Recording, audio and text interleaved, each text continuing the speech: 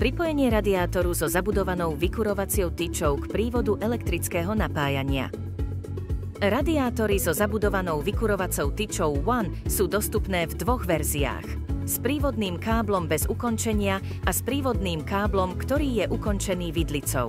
U radiátorov so zabudovanou vykurovacou tyčou One je jeden úchyt radiátoru nahradený krytkou na kábel. Stredom tejto krytky je možné tahať pripojenie elektrického napájania najčastejšie do chráničky pripravenej v osi krytky v stene. Krytka má zo spodu drážku, preto je možné voliť aj kábel so zástrčkou a ten z drážky vyjde a zapojí sa do najbližšej pripravenej zásuvky.